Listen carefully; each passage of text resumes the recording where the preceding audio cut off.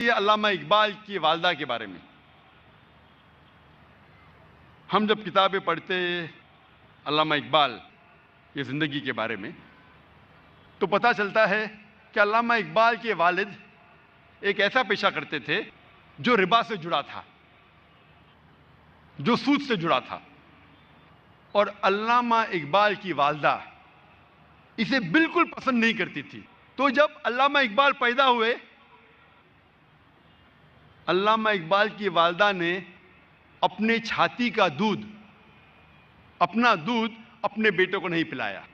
وہ چاہتی تھی کہ میرے بیٹے کے جسم میں ایک بوند بھی حرام کمائی نہیں جائے۔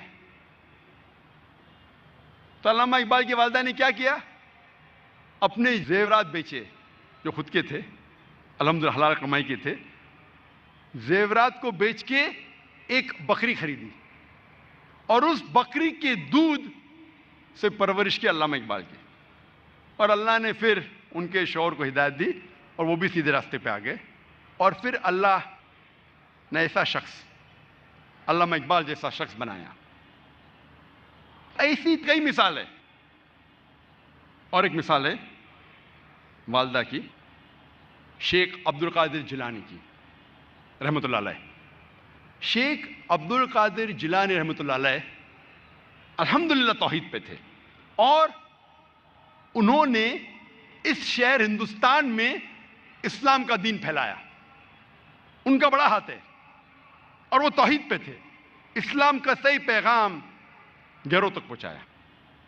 اور ان کی والدہ نے شیخ عبد القادر جیلانی رحمۃ اللہ علیہ کو سکھایا تھا کہ بیٹا تو ہمیشہ سچ بولنا، کبھی جھوٹ مت بولنا، چاہے تیرا نقصان ہو چاہے تیری جان جائے۔ ایک وقت جب شیخ عبد القادر جیلانی رحمۃ اللہ علیہ جب ایک سفر کر رہے تھے تو ان کی والدہ نے کچھ اشرفیاں ان کے کپڑے میں سی دی تاکہ وہ گم نہ جائے، تاکہ کوئی انہیں چوری نہ کرے۔ جب وہ سفر پہ نکلتے ہیں تو ایک ڈاکوؤں کا گروہ انہیں پکڑ لیتا ہے، اور جب جانچ پڑتال کرنے کے بعد کچھ پیسہ نہیں ملتا ہے تو وہ ڈاکو کہتے ہیں شیخ عبد القادر جیلانی رحمۃ اللہ علیہ سے کہ تیرے پاس کچھ پیسے نہیں؟ انہوں نے کہا ہاں ہے، میری ماں نے میرے کپڑوں میں سی لی ہے، اور وہ جگہ دکھاتے ہیں۔ وہ ڈاکوؤں نے کہا کہ اگر یہ بچہ ہمیں نہیں بتاتا تو ہمیں کبھی یہ اشرفیاں نہیں ملتی ہے۔ وہ اتنے خوش ہوئے اس بچے کے ایمانداری سے اور پوچھا کہ تم نے ہمیں سچ کیوں کہا؟ تو اس نے کہا کہ میری ماں نے مجھے سکھایا ہے کہ کبھی جھوٹ نہیں بولنا، چاہے میری جان جائے۔ وہ ڈاکو اتنے خوش ہوئے کہ انہوں نے ڈاکہ ڈالنا چھوڑ دیا۔ ایسے کئی مثال ملتی ہیں۔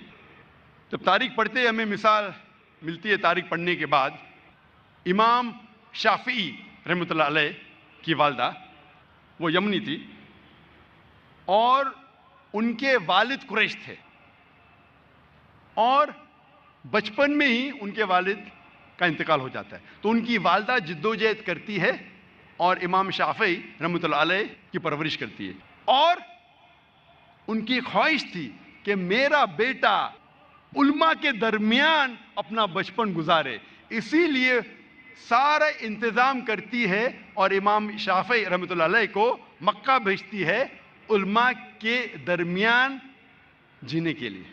تو بچپن سے امام شافعی رحمۃ اللہ علیہ علماء کے درمیان ان کی پرورش ہوتی ہے، اور اللہ سبحانہ و تعالی ایسے ایک امام کو کھڑا کرتے ہیں، امام شافعی رحمۃ اللہ علیہ۔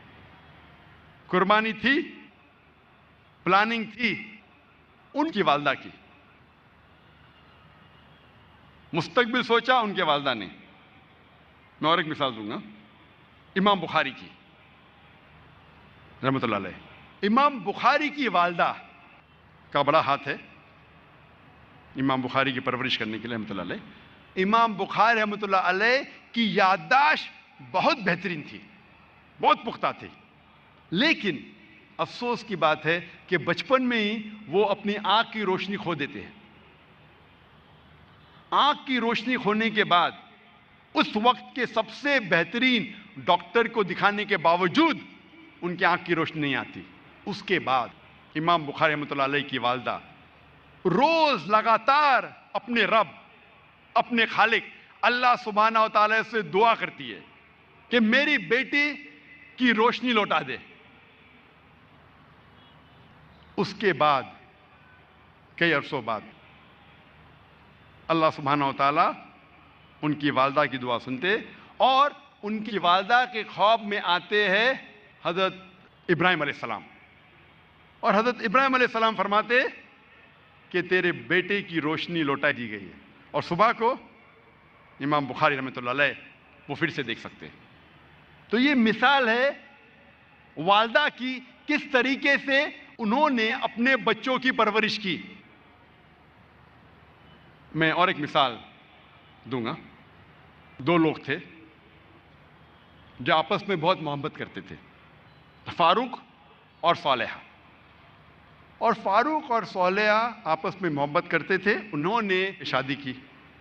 شادی کے 3 مہینے بعد جہاد کا اعلان ہوتا ہے اور فاروق جاتے ہیں جہاد پر.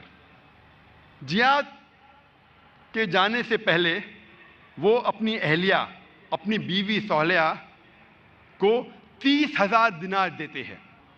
30,000 دینار ایک یوکے کے آدمی نے کیلکولیٹ کیا اور کہا کہ وہ ہوتے 2 ملین پاؤنڈ. 2 ملین پاؤنڈ کو میں تبدیل کروں گا روپیے میں، ہو جاتا ہے 15 کروڑ روپیے.